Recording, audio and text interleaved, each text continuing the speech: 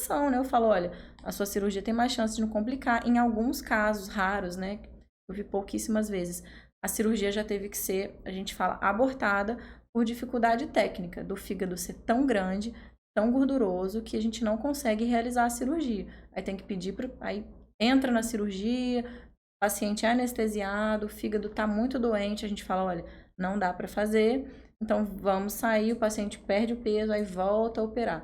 Para isso não acontecer, a gente já consegue prever qual paciente que a gente precisa ter essa conversa e essa meta aí. Por isso que a gente precisa de estar tudo bem alinhado com o nutricionista, né? Com o endocrinologista.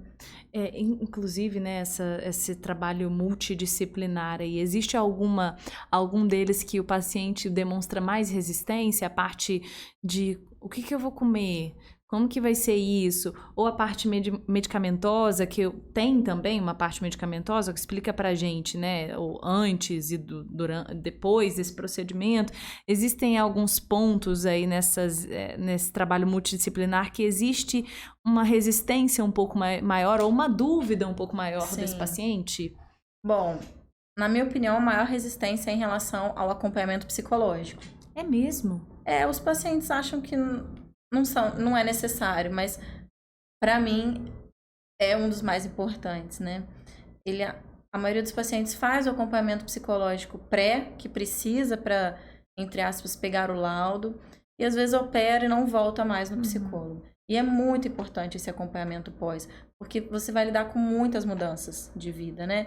E tem que ter o acompanhamento pré, ele serve para identificar possíveis transtornos, né? Saber se o paciente está equilibrado emocionalmente para operar e preparado. Mas depois vem todo um tratamento psicológico, né? E isso, sim, na minha opinião, todo mundo deveria fazer terapia. Então, eu vejo muitos pacientes que fogem do psicólogo. Às vezes eles ficam com medo da deficiência vitamínica, da anemia, eles continuam indo no endócrino. Eles continuam indo no nutricionista, mas eles somam do psicólogo, né? Então, eu acho que algo que, com os meus pacientes, eu sempre enfatizo a importância do acompanhamento psicológico, tanto pré quanto pós.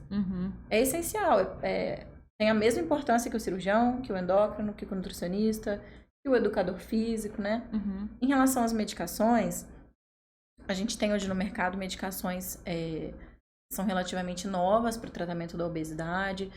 Estão surgindo novas medicações, são muito boas. Elas têm suas indicações, né? Por exemplo, pacientes que não têm indicação de operar, que têm obesidade grau 1, sobrepeso, precisam perder aí em torno de 15% do peso, elas são muito bem indicadas, com acompanhamento médico. É importante, né? Tá tendo um boom aí de pacientes se automedicando, achando que a gente tem que diferenciar, essas medicações não são para fins estéticos, entre aspas, fitness, são para tratar a doença. Então tem que ter acompanhamento, porque tem efeitos colaterais, né? Tem complicações, né?